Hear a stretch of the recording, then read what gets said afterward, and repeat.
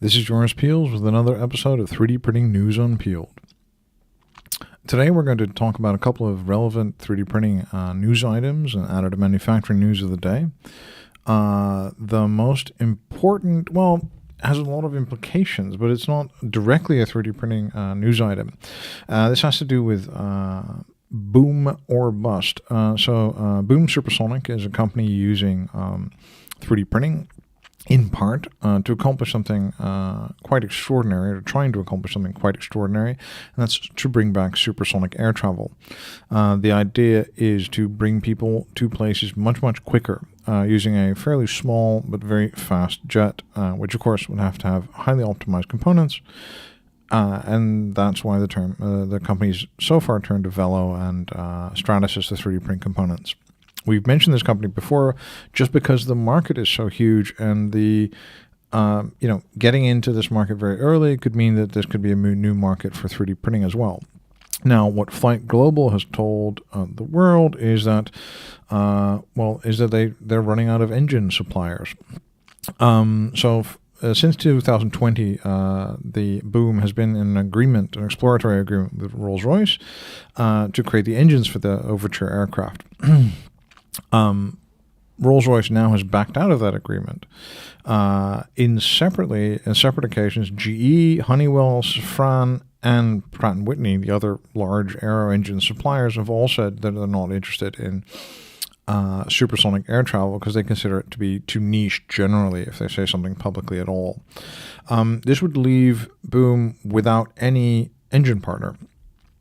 Now, there are other much smaller companies. MTU Aero Engines, for example, which is quite a large company actually, but not when we compare it to like Rolls-Royce or GE or Honeywell. But there are still some options out there. I mean, there also could be an option that the company could make the aero engine itself. Now, this whole extra turbo mechanics, trying to make that would cost a lot of extra time. It would cost a lot of extra money.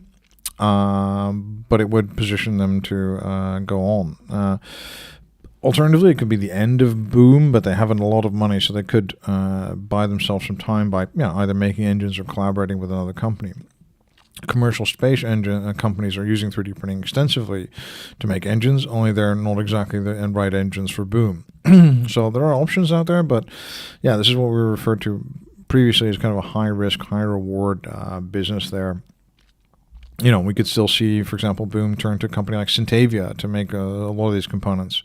But, to make a working supersonic aero engine or any kind of aero engine is a very complex technical challenge and a very capital-intensive thing to do.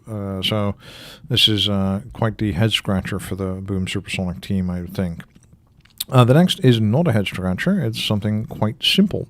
The component you see ahead of you is made by Hüttge. Hüttge is a German company based in Pinneberg and Kiel, and they do kind of engineering services, metal parts. And they've been doing this for 75 years, mainly for automotive, electronics, aerospace, medical industries, that kind of thing. They have welding machines, and on these welding machines, they used to have a fixture. It's an injection molded fixture. And that's the part in front of you that has the screws in it that you see. And this part previously was made out of polymer, and it would degrade quickly due to just heat and repetitive use. The team at Hüttge then turned to Ultimaker and BASF to make a bound metal sintered part. So that's where you use material extrusion, FDM, to 3D print the filament, and then you make a working part out of that. This is a technology that a lot of people don't really consider to be a real metal manufacturing technology or a real manufacturing technology, but it's very accessible technology.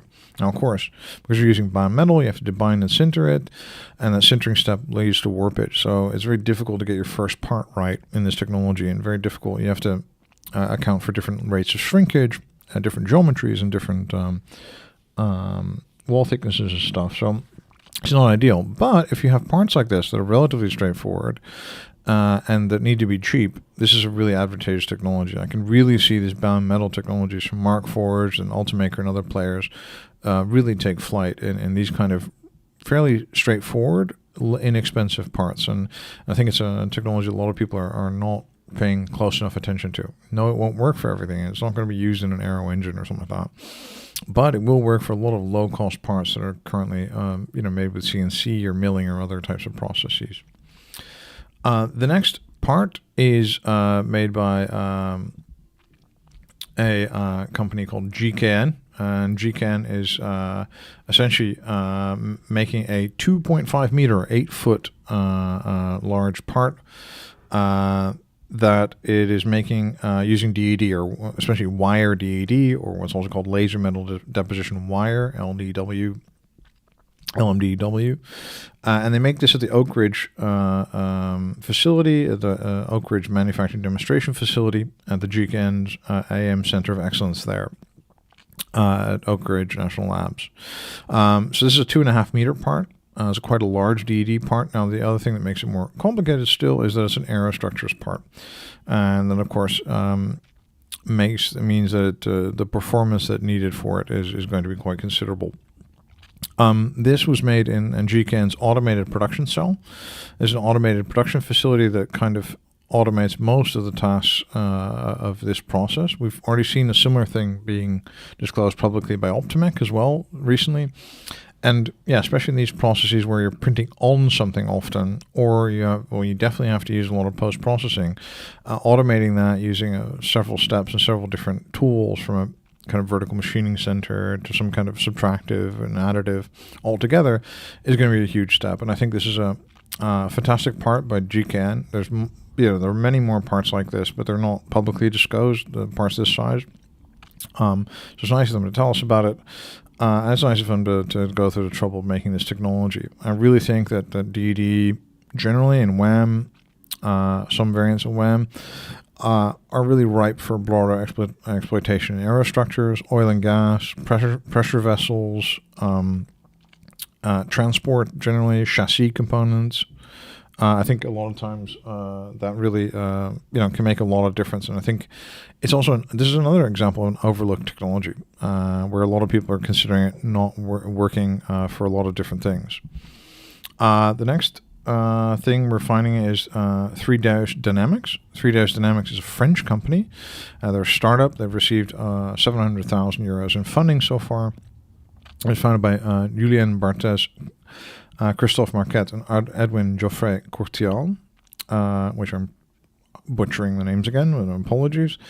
The unique thing about 3D Dash is they have a new technology that's, based upon what I know, is completely novel. They call it a dynamic molding technology, and it got an innovation competition award in 2021, and they've now been able to commercialize it. So the technology works on having a kind of powder bath, if you will, and inside that powder bath, an injection nozzle injects material. The powder acts as a support, and later on, some powder can be discarded, or it can be dissolved in case it's inside the object.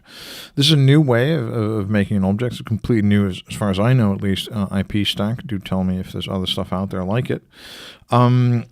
It's kind of, it reminds me a lot of Fresh, kind of, which was printing inside of a hydrogel, which is a very different process, but the same kind of idea. What the team says that's significant is that they can use nearly all injection moldable materials. So this would really broaden the materials palette that you can use with 3D printing. At the same time, they say they have a really, the design freedom is very expansive with this process. And they can do some novel materials by mixing some of this support powder in with the part to make kind of a composite.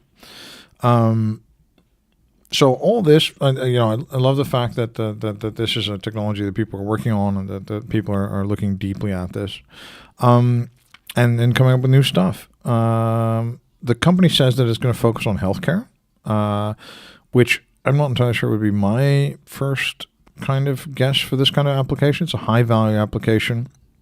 First I thought, well, there's so much more that you could be doing with this technology that you could have more freedom and go to more areas and make some more interesting parts. Until, of course, there's one interesting element here, that one of the materials they're working with is silicone. and the team is really interested in commercializing silicon for medical devices, and they're going to be doing this together with Elchem Silicones, which was announced its entry in the 3D printing market a couple of years ago. And having a materials partner like that could make them very successful in this. So to me, very exciting. 3D's Dynamics is going to take them quite a while and quite a bit more money, one would think, to commercialize their invention in time to make medical devices. But yeah, so it's very exciting to see a new technology come on board and to have a new technology to work with. So that's wonderful. Congratulations to the team there, and thank you for listening to another 3D printing news unpeeled with yours Peels. And I hope you enjoy your day.